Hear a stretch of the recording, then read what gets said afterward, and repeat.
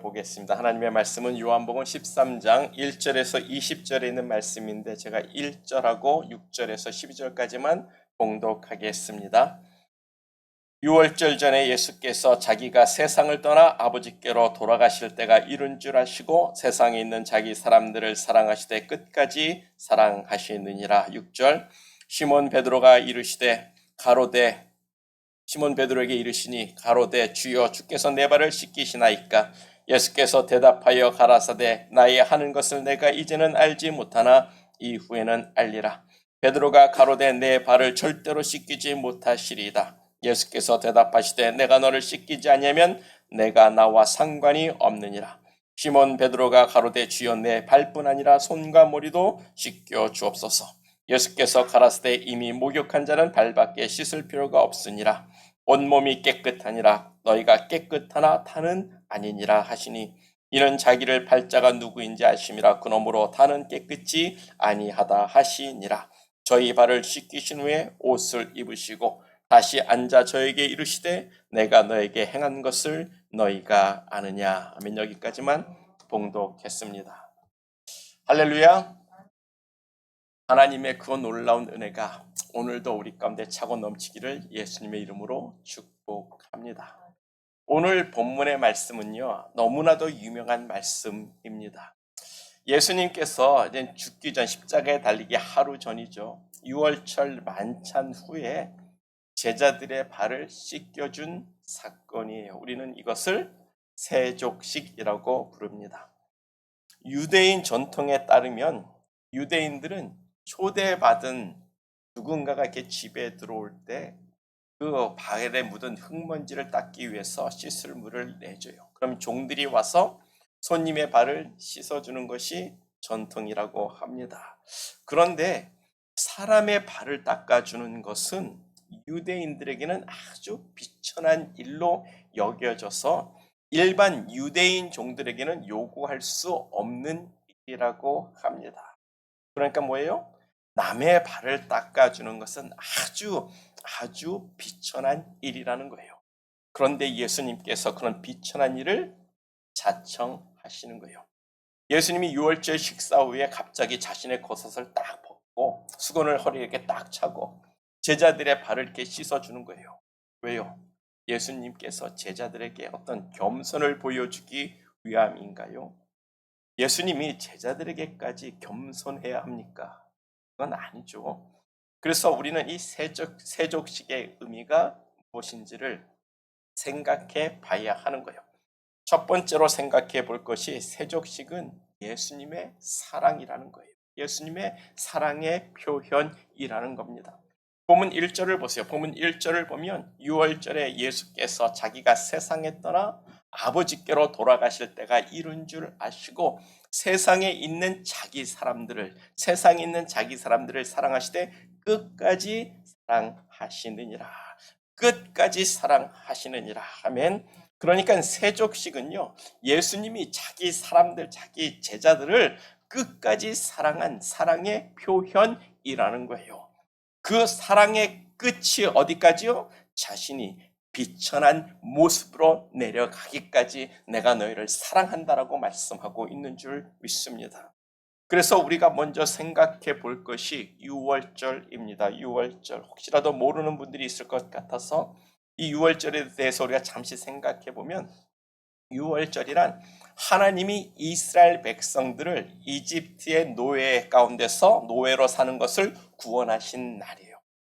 하나님이 이집트 바로 왕에게 9가지 재앙을 주시면서 내 백성 히브리 민족을 잰 너희 종에서 자유케 내보내라고 명령을 합니다.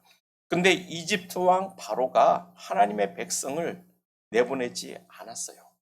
그래서 하나님이 열 번째 마지막 재앙으로 애굽에서 태어난 첫 태생들, 첫 번째 태어난 장자들을 전부 다 죽이는 겁니다. 동물이건 사람이건 그 집안의 첫 태생은 다 죽이는 거예요.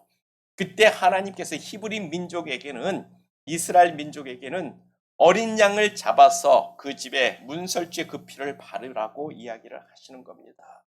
그렇게 너희가 그 집 문설주에 어린 양의 피를 바르면 죽음의 사자가 너희 집은 패스오버, 건너뛰게 될 것이라고 말씀해 주셨어요.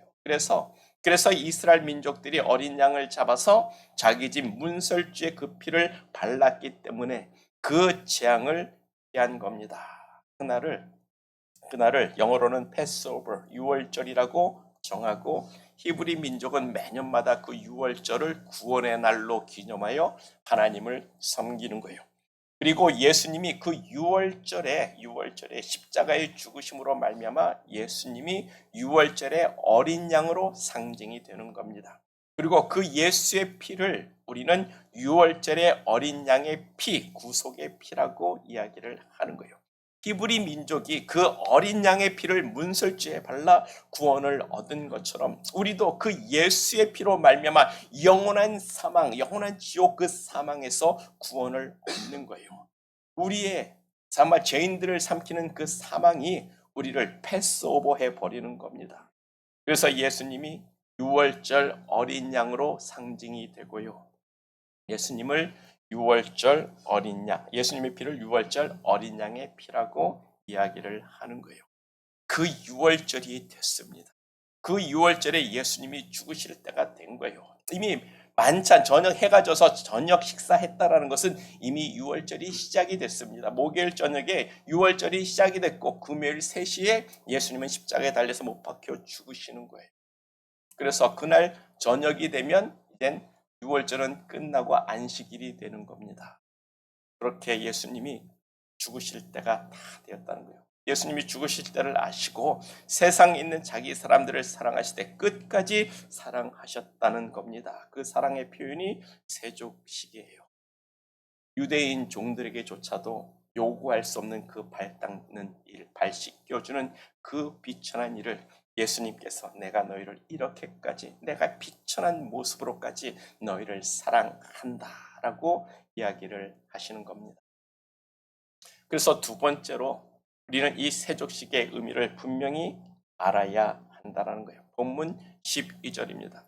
그들의 발을 씻으신 후에 옷을 입으시고 다시 앉아 그들에게 이르시되 내가 너에게 행한 것을 너희가 아느냐. 예수님이 제자들의 발을 다 닦아줬어요. 다 닦아주신 후에 예수님이 제자들에게 질문을 합니다. 내가 너희들의 발을 씻겨준 그 의미가 무엇인 줄 너희는? 예수님은 제자들이 그 세족식의 의미를 분명히 알기를 원하셨습니다. 그래서 본문 6절에서 9절에 있는 예수님과 베드로의 대화를 우리가 묵상해 봐야 하는 거예요. 예수님이 다른 제자들의 발을 다 닦아주셨어요. 그런데 베드로만 완강하게 거절을 합니다. 무슨 말입니까?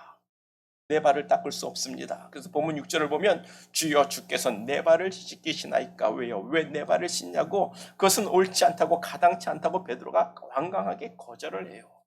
왜냐하면 예수님은 말 그대로 주입니다. 주께서 그 종들에게도, 유대인 종들에게도 시키지 않는 그 발 닦는 일을, 그것을 주께서 우리들의 발을 닦는 것은 가당치 않다라고 이야기를 하는 거예요.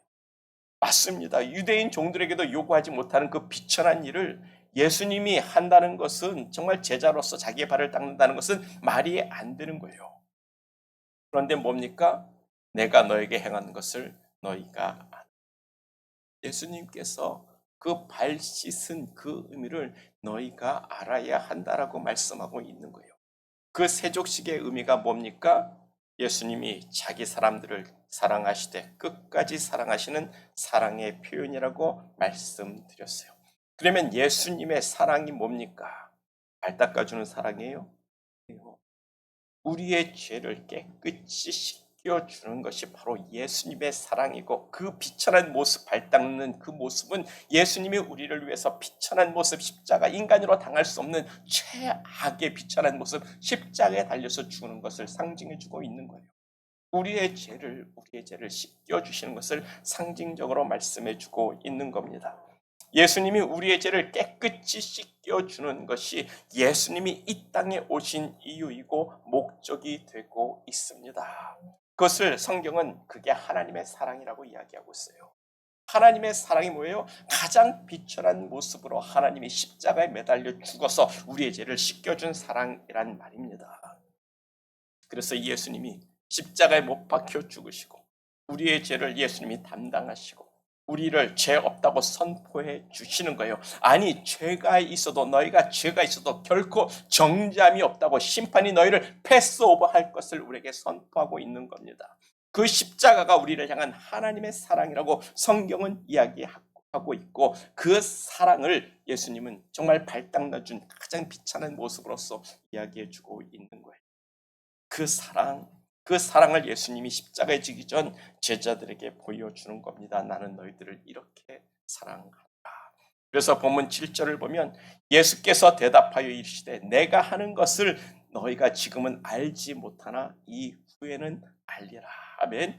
지금 예수님이 발 닦아주는 게 왜 우리의 발을 닦아주지? 그 무슨 일이야? 라고 정말 그 의미를 잘 모르겠지만 나중에 제자들이 그것을 알게 될 거라고 이야기를 하는 거예요.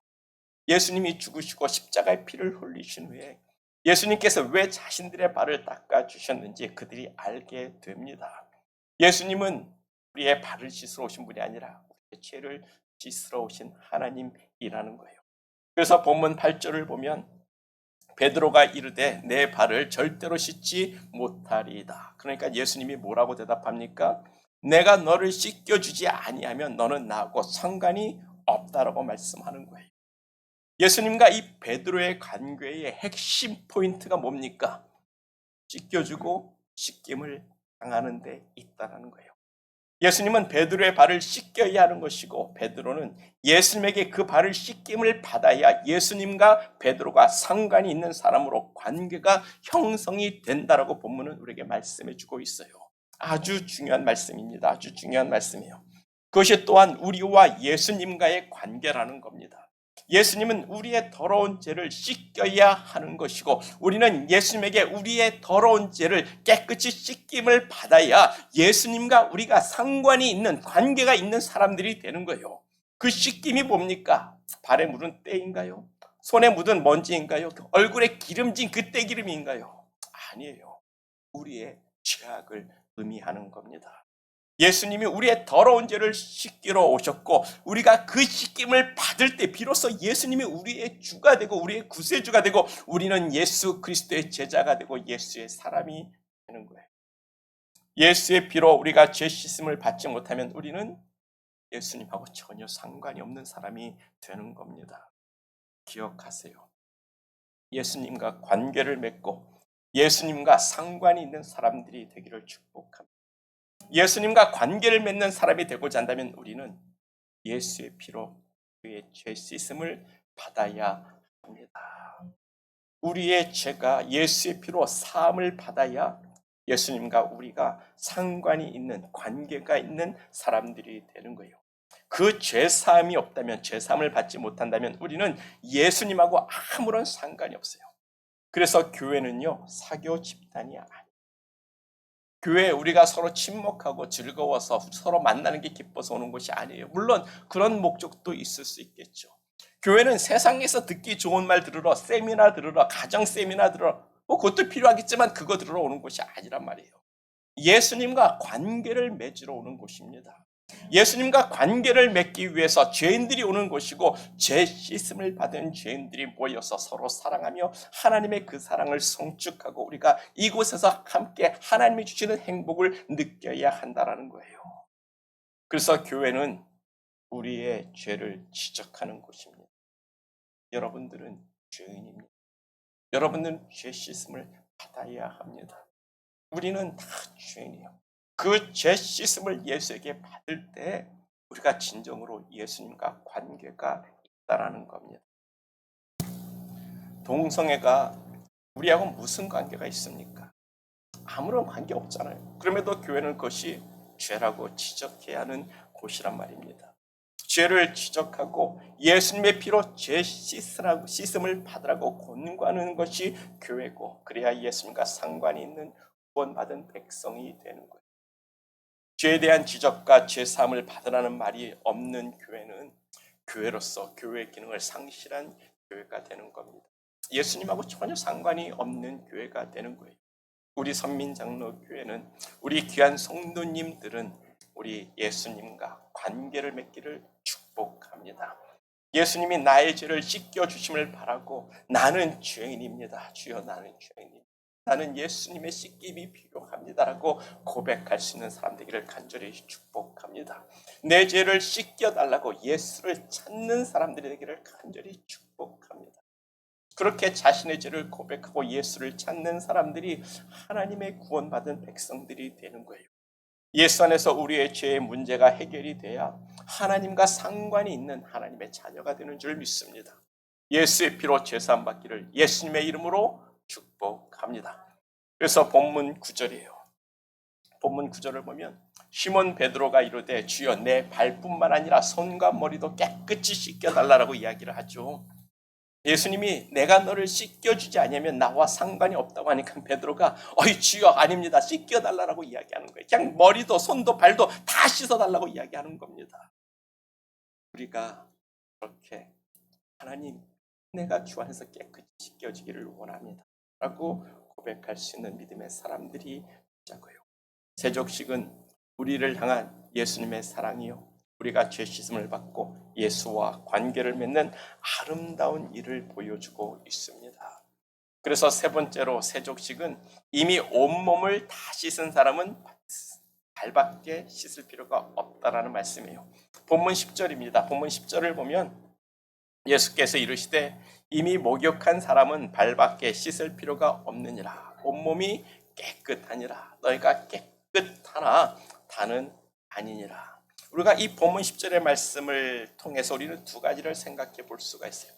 첫 번째로 이미 목욕한 자는 발밖에 씻을 필요가 없다는 말씀입니다. 목욕을 했다라는 것은 이미 예수님의 피로 깨끗이 죄사함을 받은 사람들이라는 의미가 되는 거예요. 이미 예수의 피로 깨끗이 죄 씻음을 받은 사람은 다시 예수의 피로 또 죄사함을 필요가 없습니다. 그러나 우리가 예수님의 피로 죄사함을 받았어도 우리는 매일같이 죄를 짓는 사람들입니다. 그렇죠? 그래서 우리가 매일같이 이미 죄 씻음을 받은 구원받은 사람이라도 우리는 매일같이 회개하고 살아야 한다라는 거예요. 그게 몸은 이미 다 씻겼으니까 이 발에 묻은 먼지만 닦아야 된다는 말씀의 의미가 되는 겁니다. 우리가 매일같이 회개하는 것이 우리가 발을 씻는 일이 되는 거예요. 우리가 예수 믿고 우리가 죄인임을 고백한 사람들은 이미 예수님의 피로 온몸이 이미 죄사함을 다 받았습니다.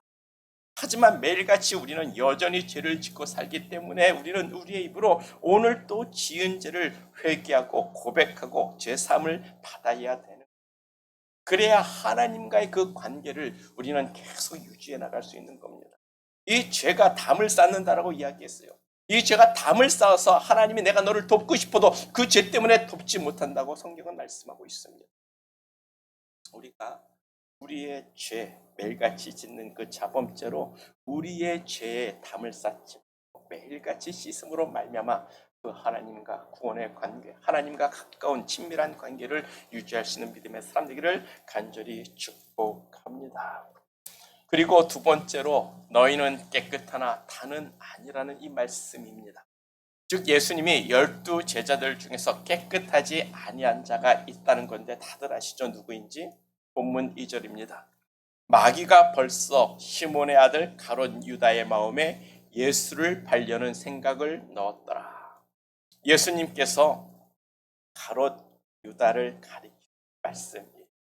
가롯 유다는 예수님과 3년 동안 함께 다녔고 예수님의 그 수많은 기적을 보았고 표적을 보았습니다. 또 예수님의 수많은 가르침도 직접 옆에서 다 들었어요. 그런데도 불행하게 예수를 믿지 못했고 예수를 배반하고 예수님을 십자가에 못 박는 일에 동참해서 예수님을 제사장들에게 은 30냥에 팔아버리는 예수님의 한 제자입니다.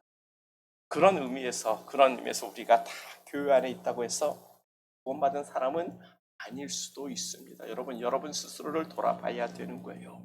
내가 정말 회개하고 하나님과 예수님과 관계를 맺고 있는지 돌아봐야 되는 거예요. 우리가 교회 오래 다녔다고 해서 다 깨끗한 사람들은 아닐 수 있다는 겁니다. 아마 모르긴 몰라도 예수님이 가롯 유다의 발도 닦아 주셨을 거예요.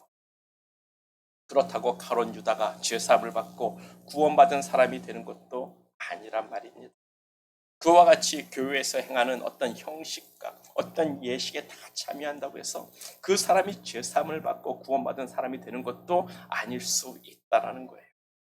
진정한 마음으로 정말 나가 죄인이라는 것을 고백하고 예수님을 자신의 구원자로 영접하지 아니하면 교회 안에 있고 우리가 교회 다니고 교회 안에서 모든 예배와 성찬과 그 어떤 형식에 다 참여해도 예수님하고는 전혀 상관이 없는 사람도 될 수 있다는 말씀입니다. 우리의 믿음과 우리의 신앙을 점검합시다.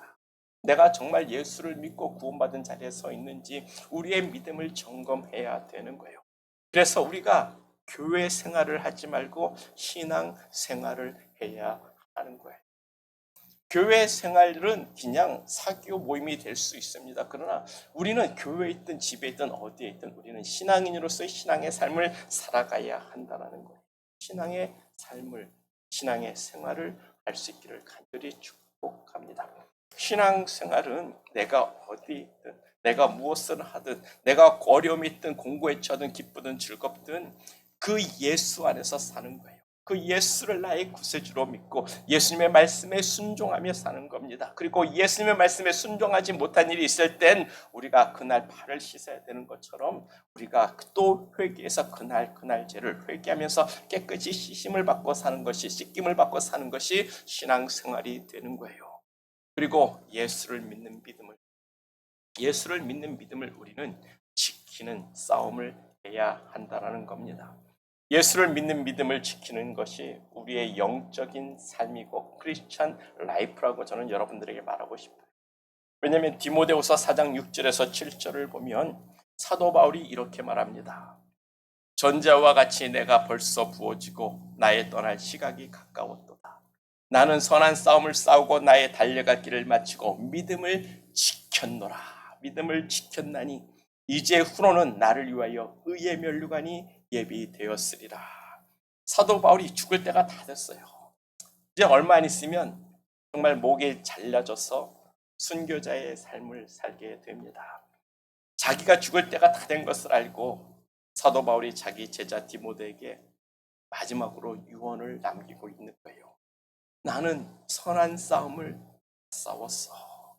여러분, 그 선한 싸움이 뭐라고요? 믿음을 지키는 싸움이라는 거예요. 그래서 내가 나의 달려갈 길을 마치고 내가 믿음을 지켰다라고 이야기를 하고 있습니다. 사도 바울은 내가 예수를 그동안 참 잘 믿었노라 라고 말하고 있지 않아요. 내가 믿음을 지켰다라고 말합니다. 내가 믿음을 지켰다는 그 말에서 사도 바울의 어떤 큰 고뇌가 느껴지지 않습니까? 사도 바울이 내가 믿음을 지켰다라는 그 말에서 사도 바울이 얼마나 힘들게 살았을지 한번 생각해 보자고요. 사도 바울도 믿음을 지키기 위해서 무던히도 애를 쓰고 살았던 사람이라는 것을 우리에게 보여주고 있는 말씀 아닙니까?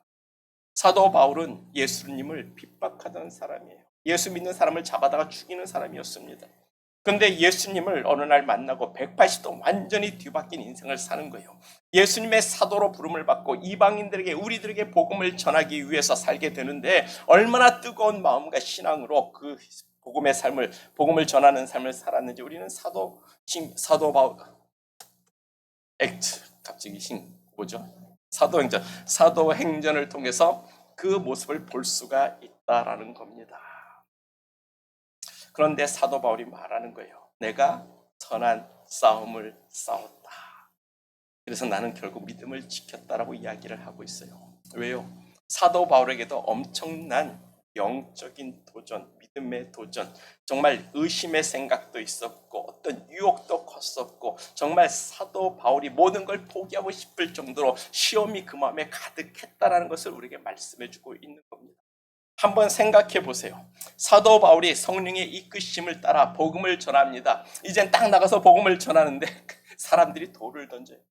저런 이단 놈의 새끼 하면서 돌을 던집니다. 그래서 돌에 맞아가지고 쓰러져서 다 죽었어요. 돌에 맞아서 죽어서 다 널브러진 걸 하나님이 다시 일으켜 세우는 겁니다. 그러면 여러분 또 복음을 전하고 싶을까요? 여러분 복음 전하다가 그렇게 돌에 맞아서 거진 죽을 뻔했는데 또 복음 전하고 싶겠습니까? 돌에 맞은 트라우마가 이 안에 가득한데 또 복음을 전하고 싶겠냐고요. 처음엔 한 번은 못 모르고 복음 전했다가 돌에 맞을 수 있어요. 그래서 죽으면 되는데 하나님이 다시 살려내가지고 또 복음을 전하게 합니다. 그럼 또 복음을 전하면 어디 가서 또 돌에 맞아 죽을 수 있단 말이에요. 여러분, 그거 두 번 하실 수 있겠습니까? 근데 사도 바울은 그 두려운 마음, 그 트라우마를 다 내버려두고 또 복음을 전하는 거예요. 사도 바울은 정말 못할 것 같았지만 다 때려치고 싶었을 겁니다. 저 같아도 힘들면 목사고 뭐고 다 때려치고 싶을 때가 있는데 사도 바울은 그렇게 고난을 당하면서 하나님의 부르심에 그 믿고 순종하며 나갈 때 얼마나 그 마음이 힘들고 어려웠을지 한번 생각해 보자라는 거예요. 자기를 부르신 그 예수님을 믿었습니다. 그 믿음을 지켰어요. 그래서 또 복음을 전하는 거예요. 또 복음을 전하다가 40대에 한 대를 감한 39대 매를 맞습니다. 회장으로 3번을 맞습니다. 복음 전하러 가다가 3번 배가 파산해서 죽을 지경이 돼요. 복음 전하러 갔다가 독사에게 물립니다.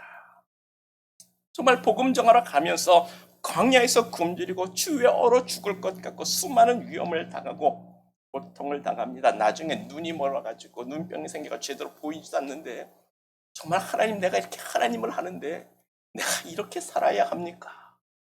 그런 생각 들지 않겠습니까?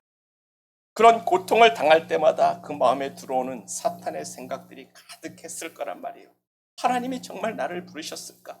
하나님이 정말 나를 부르셨을까? 하나님이 나와 정말 함께 하시는 걸까? 그런데 왜 이렇게 죽을 일만 생기는 걸까? 자기가 전도한, 자기가 개척한 고린도 교회에서는 쫓겨남을 당합니다. 정말 그의 삶 속에서 하나님이 함께 하시는데 왜 이렇게 힘들까? 왜 이렇게 어려울까?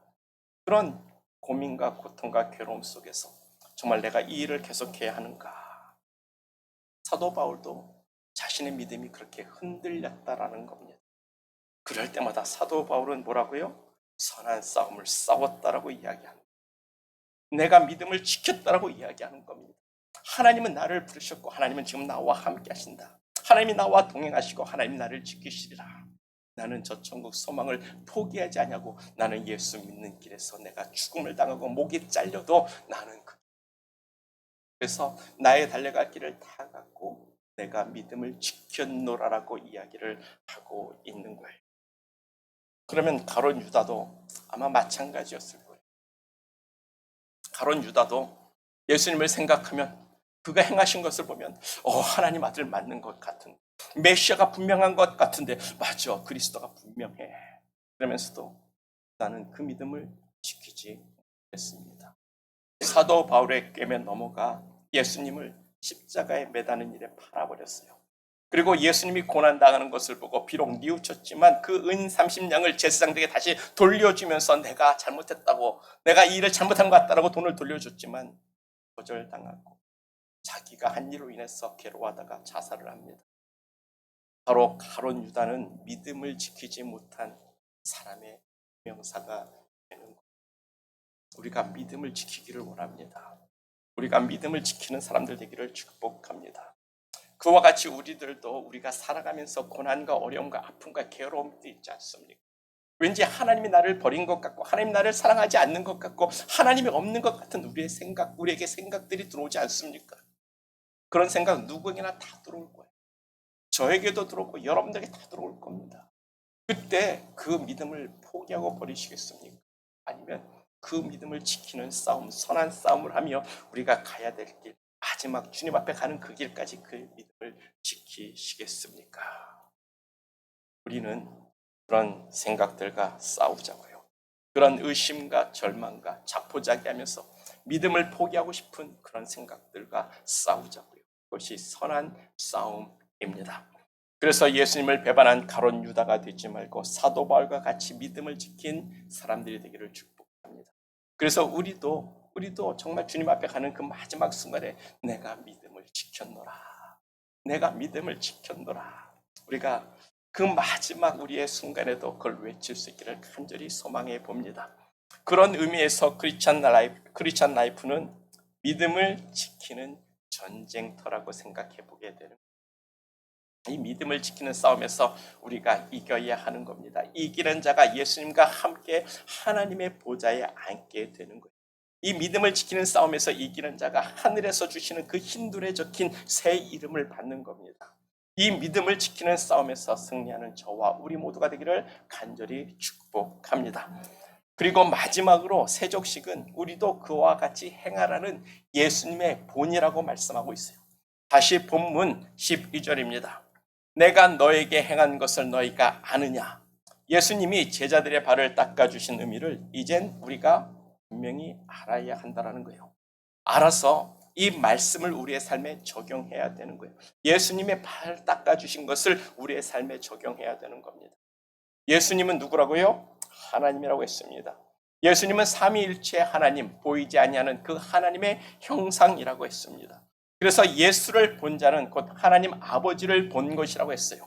그리고 오늘 본문 20절을 봐도 나를 영접하는 것은 곧 나를 보내신 하나님을 영접하는 것이라고 합니다. 그러므로 예수님이 곧 하나님이실진데 그 말은 하나님께서 가장 비천하게 사람들의 발을 닦아주신 거예요.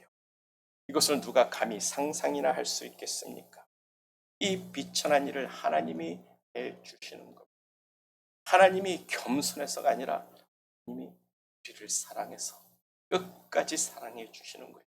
그래서 본문 15절에서 내가 너에게 행한 것 같이 너희도 행하게 하려 내가 본을 보였다라고 말씀을 하고 있는 거죠. 하나님도 그렇게 했으면 우리도 그렇게 하는 거예요.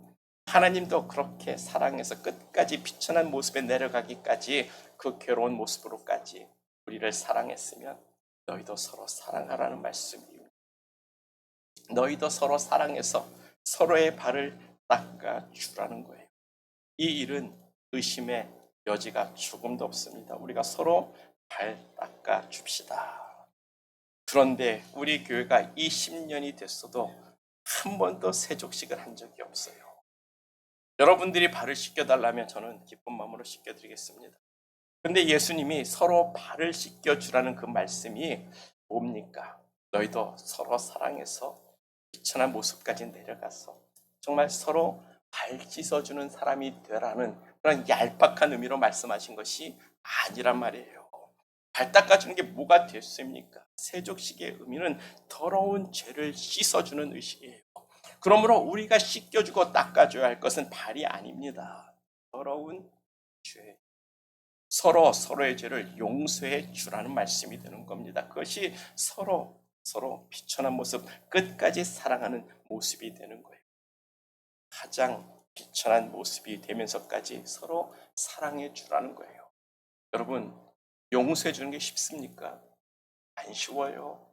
가장 비천한 모습까지 내려가는 것처럼 내려가야 용서할 수 있는 겁니다. 예수님도 하나님도 제자들의 발을 그렇게 씻겨주셨는데 우리도 서로 발을 씻겨주자고 하면 아마 다들 하실 거예요. 발 씻겨주지 못할 게 뭐가 있겠습니까?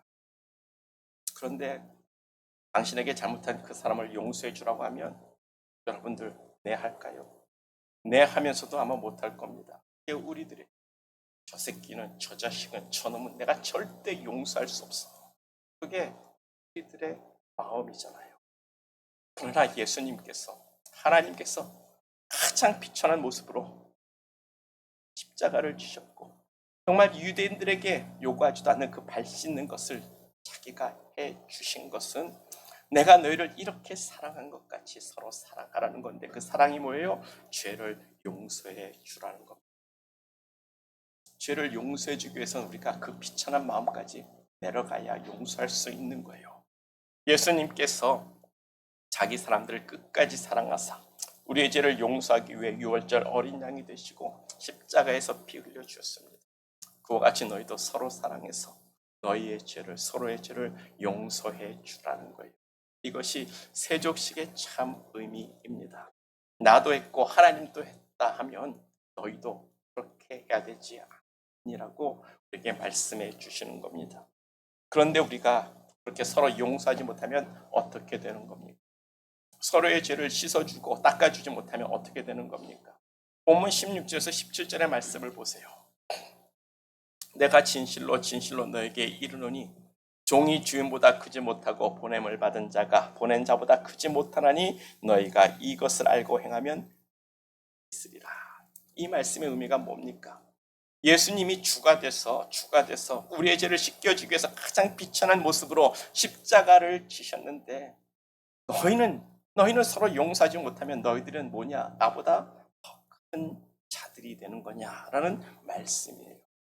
이것이 영적인 교만이고 죄사함을 받지 못할 악이 되는 겁니다. 우리가 우리에게 죄진 자를 사하지 못하면 용서하지 못하면 어떻게 되는 겁니까? 우리도 용서받지 못합니다. 여러분 성경의 진리예요.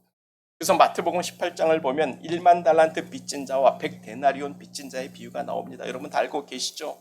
1만 달란트의 빚진 자, 요즘 돈으로 말하면 한 1,000억은 될 겁니다. 1,000억을 빚진 어느 큰 기업가가 정말 왕에게 가서 그 빚을 탕감을 받았어요. 그래서 신이 나서 랄랄랄 노래 부르면서 신이 나서 막 왕궁을 나옵니다. 왕국을 나오다가 자기에게 100데나리온 100만 원 빚진 자를 본 거예요. 그 100만 원 빚진 자를 보더니 너 잘 만났다 이 새끼, 너 당장 이리 와. 너 내 돈 안 갚아. 너 내 돈 안 갚으면 너 죽어. 그래가지고 감옥에다 쳐넣어버린 겁니다. 그것을 옆에서 보고 있던 다른 사람이 저는 나쁜 지는 1,000억이나 상감을 받은 놈이 100만 원 빚진 거 가지고 저래? 왕에게 가서 그대로 이야기하죠. 왕이 진노를 합니다. 그럼 당장 붙잡아오라고 이야기해요.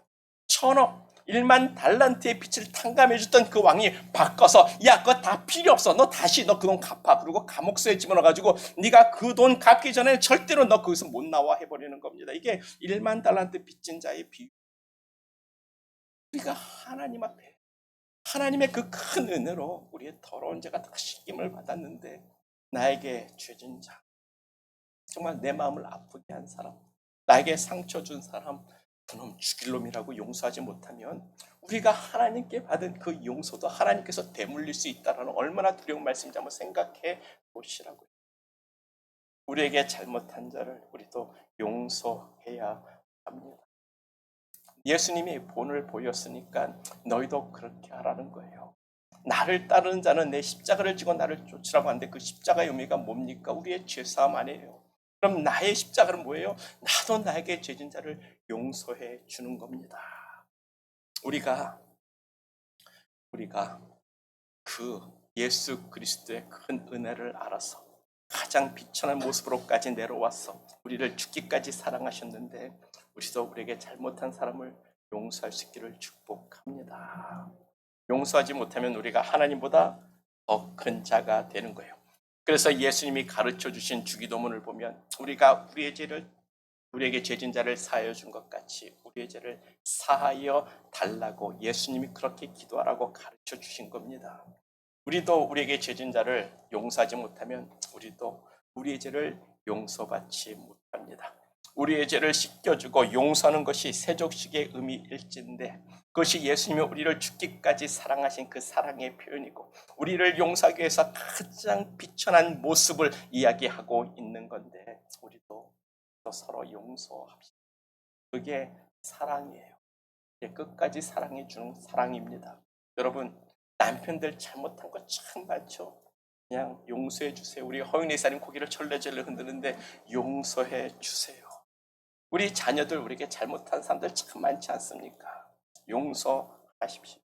우리를 괴롭힌 우리에게 고통 준 우리의 마음을 상하게 한 형제들 얼마나 많습니까?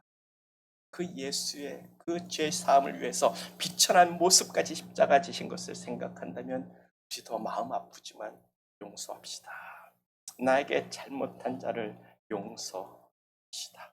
그것이 우리가 서로 사랑하는 것이고 끝까지 사랑해 주는 거예요. 이것을 못하면 우리가 주라고 고백하는 예수님보다 우리가 더 큰 자들이 되는 겁니다. 그래서 이것을 알고 행하는 자는 복이 있다고 말씀하시는 건데 우리는 복 있는 사람 되기를 간절히 축복합니다. 예수님이 우리를 끝까지 사랑하셨어요. 끝까지 사랑하사 가장 비천한 모습으로 종에게도 시키지 않는 그 발시는 모습을 보여주셨고 가장 비천한 모습으로 십자가를 지사 우리의 모든 죄를 사하셨습니다. 우리가 그 사랑을 본받는 모두가 되기를 간절히 축복합니다. 우리 다 같이 기도하겠어요. 기도할 때 나는 예수님의 사랑을 받은 자라고 고백합시다. 나는 예수님과 상관이 있는 사람이라고 고백합시다. 날마다 나의 죄를 씻겨주시고 나의 발을 씻겨주시고 내가 회개하는 그때마다 나의 죄를 깨끗게 해달라고 기도합시다. 그리고 하나님, 나도 사랑할 수 있게 하여 주옵소서.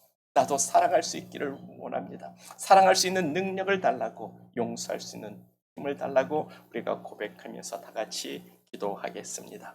하나님 아버지, 감사합니다. 하나님, 우리